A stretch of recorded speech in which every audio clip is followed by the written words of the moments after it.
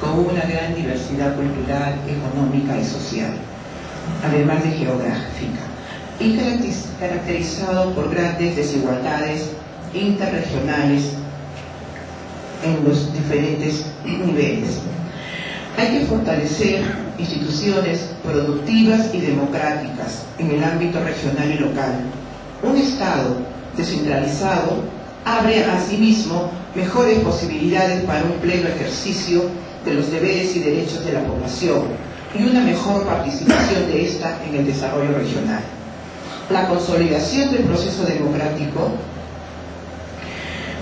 presupone el acuerdo de los principales actores nacionales y el protagonismo de los actores regionales, municipales, universidades, actores económicos, organismos de desarrollo y organizaciones de la sociedad civil.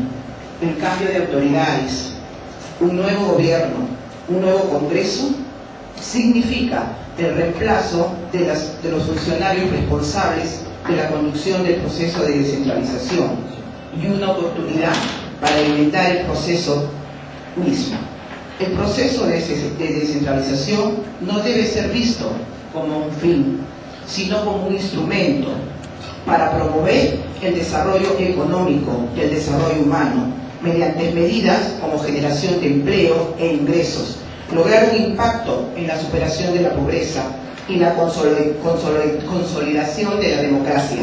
Los gobiernos regionales han tenido dificultades para responder a las expectativas de la población en la satisfacción de sus necesidades de empleo, a la ampliación y mejora de servicios de agua, desagüe, salud y educación. Muchas gracias a Silvia Valenzuela por también su participación en esta mañana. Primer tema, proceso de descentralización. Amigos y amigas, va llegando este conversatorio en la Piratería Electoral, gracias al Diario de la República, Propuesta Ciudadana, el taller de Estosur, sede de Iniciativa Arequipa Te Queremos y el Centro de Comunicación Amaquey y Radio Yardi. Vamos a dar paso ahora a la intervención de los panelistas en este tema de proceso de descentralización. Le damos la intervención a el periodista Nilo Cruz Cuentas, el secretario técnico de la Iniciativa Ciudadana Arequipa Te Queremos. Buenos días, adelante, Nilo. Buenos días. Yo creo que a estas alturas de la campaña los candidatos deberían tener clara cuál es la propuesta que tienen sobre descentralización. Pero para empezar hay que tener claro también el concepto de descentralización, porque hay varias propuestas. Hay propuestas de descentralización y regionalización de carácter territorial. Pero últimamente creo que el tema de la regionalización y la descentralización tiene que ver mucho con agrupar o reunir en regiones a ejes de desarrollo, a ejes económicos. Entonces, la pregunta es bien simple: ¿cuál es la propuesta concreta que tiene sobre descentralización? El candidato Yamel Romero ha propuesto una reforma constitucional. Yo le preguntaría cuál sería esa reforma, en qué sentido se cambiaría la Constitución en su artículo 14. A la candidata Silvia Valenzuela, yo supongo que su partido ha debido hacer un análisis, un balance de lo que significó el proceso que ellos iniciaron, de la regionalización, y debe haber una crítica o un análisis crítico de cómo ha resultado este proceso y por lo tanto qué se puede cambiar si es que ustedes llegan al poder. Y la propuesta para el candidato Justiniano Plaza, ¿qué es lo que propone su partido? Porque hasta ahora no he escuchado una propuesta completa sobre descentralización. Bien, muchas gracias a Nilo Cruz. Vamos dándole también la palabra, la bienvenida a nuestro panelista, licenciado Hugo Condori Chambilla, jefe de programación de Radio Yardi. Buenos días. Buenos días, bienvenida a los candidatos y la candidata. El economista Jorge Lira ha hecho referencia en el preámbulo de su exposición respecto al referéndum que se realizó en el año 2005 y en donde el 69% de la población le dijo no a este proceso. Claro, Arequipa, un poco más del 50% le dijo sí.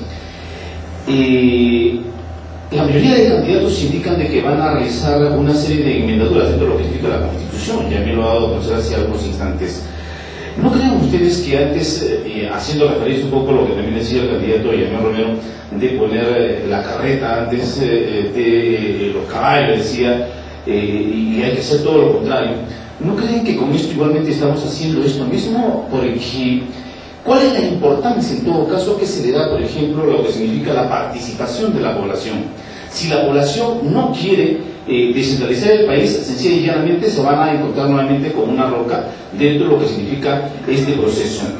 ¿Cuál es la importancia en todo caso que ustedes dan a la participación de la población y por qué finalmente, a partir un poco de este proceso, creen ustedes que no se quiere descentralizar el país? Bien, muchas gracias. Vamos dándole ya la palabra a los candidatos invitados para que puedan dar también respuesta a las inquietudes de nuestros panelistas.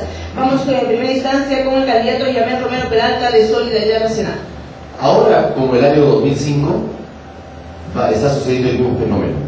¿Por qué se oponen los presidentes regionales electos de nivel departamental a la regionalización? Porque son pequeños caudillos que quieren mantener sus capillas electorales, eso es clarísimo. Por eso ellos en el año 2005 fueron los que engañaron a la población. Yo he estado en francos debates, porque yo lideré el proceso de regionalización en el Perú, en la parte del sur, ¿no? Y aún decimos, lo hizo en el norte. Y cuando íbamos a los debates a defender la posición de la descentralización y la conformación de regiones, ellos argumentaban que votar por la regionalización era votar por Alejandro Toledo. Votar por la regionalización era votar para que Arequipa monopolice y capitalice todo ese proceso, lo cual era falso, como todos de aquí lo sabemos, pero invertían gran cantidad de millones en recursos económicos para engañar a la población. Ahora que yo sigo recorriendo Moquegua, Tacna, Puno, Cusco, etcétera, ya hay una conciencia realmente que ahí fuimos engañados y que hay que retomar ese proceso. La modificación, por eso es en ese sentido, deben ser las municipalidades provinciales a través de las mancomunidades quienes impulsen el nuevo proceso de conformación de regiones, porque si vamos a esperar que, como dice la actual Constitución, sean los gobiernos regionales electos, nunca vamos a tener regionalización, y sin regionalización no vamos a poder tener descentralización, porque no va a haber fuerza para poder equiparar la balanza Lima-provincias.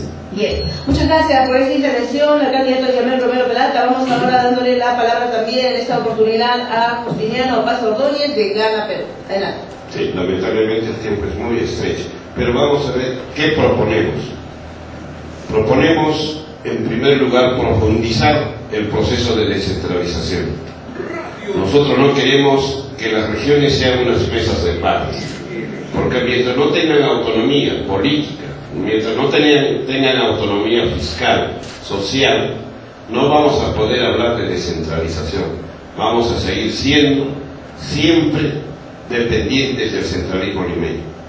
Por eso nosotros queremos fundamentalmente que las regiones tengan esa autonomía con un nuevo esquema fiscal, donde las grandes industrias que generan tributo deben hacerlo en nuestra región. El caso Cerro Verde, el caso Leche Gloria, Licor y otros que producen en Arequipa, sin embargo cotizan o tributan en Lima. Nosotros también queremos establecer reincentivar un Estado democrático, pluralista y descentralizado. Proponemos también la conformación macro-regionales, transversales, como decía Pulgar Vidal, para evitar los conflictos. En ese sentido, nosotros manifestamos claramente que las regiones, que los departamentos o regiones tengan pues esta autonomía. En caso contrario, no vamos a poder. Bien, muchas gracias al candidato Justiniano Paz Ordóñez. Vamos ahora dándole la intervención también para Silvia Valenzuela Miranda de Perú Posible en los aspectos y puntos que han planteado nuestros panelistas. ¿Cuáles son las propuestas concretas, ¿no?, que están planteando frente a la descentralización y la participación también ciudadana? Sí, en primer lugar, Alejandro Toledo inició el proceso de descentralización a riesgo del costo político que significaba. Con la pregunta de panelista, la participación de la población es fundamental. Nosotros no podemos pasar por encima del sentimiento y voluntades de los pueblos. Tenemos que aprender a escuchar, y aprender a escuchar significa entrar a un diálogo de la población. Si nosotros no aprendemos a escuchar, si nosotros no nos acercamos a la población, es el resultado que tenemos ahora: conflictos sociales, enfrentamientos. Y solo cuando hay enfrentamientos, ahí el Estado llega a las poblaciones, baja a las poblaciones a escuchar. Bueno, nuestro compromiso que está inmerso en el plan de gobierno de Alejandro Toledo, que está en la página web y que toda la población puede ingresar. Mejorar la articulación intergubernamental, reinstalar el Consejo Nacional de Descentralización con participación de los gobiernos regionales y locales a partir de las lecciones aprendidas como el organismo público técnico especializado. Promover inversiones públicas concertadas entre los diferentes niveles de gobierno. Potenciar la participación de los centros poblados y de las comunidades indígenas en el desarrollo social y económico de los distritos y provincias del país. Bien, muchas gracias a la diputada Silvia Valenzuela por sus aportes también frente a las preguntas de los panelistas. En el primer tema de descentralización vamos a dejar al economista Jorge Lira para que pueda hacer un breve resumen de las cosas importantes, coincidencias, quizás algunos aspectos que todavía no se sienten, no se ven dentro de este aspecto de la descentralización. Economista. Bien, gracias. Bueno, como hemos visto, se ha insistido en hacer un diagnóstico y en precisar qué es lo que queremos alcanzar. Yo quisiera insistir en que necesitamos conocer qué es lo que podemos hacer y qué vamos a hacer concretamente en los próximos meses, en el futuro inmediato, para poder retomar este proceso con éxito. La descentralización, debemos recordar que es un proceso que tiene dos caras.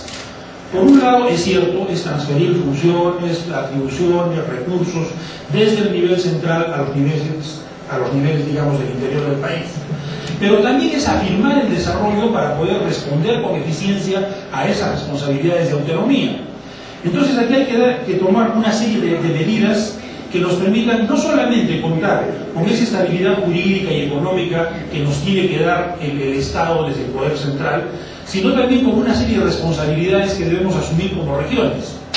Concretamente, el actual régimen anunció a su inicio un denominado shock descentralista, que consideraba 20 medidas concretas que de algún modo podían significar un avance importante en la descentralización. Y por otro lado, ofreció transferir 185 funciones del gobierno central a los actuales denominados gobiernos regionales, que eran medidas concretas, que eso de algún modo iba a permitir un salto cualitativo en términos de descentralización. Bueno, rápidamente podemos decir que de las 20 medidas descentralistas no se cumplió ni el 5%.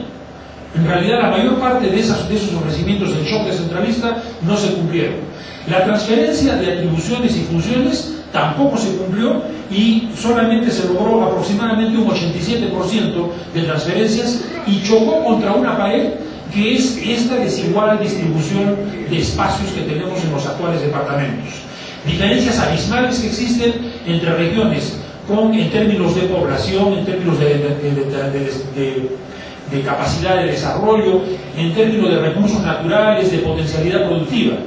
Entonces, eso nos permite ver que la Constitución planteó un objetivo que es absolutamente lógico y que debe de todas maneras llevarse a cabo, que es regionalizar el país.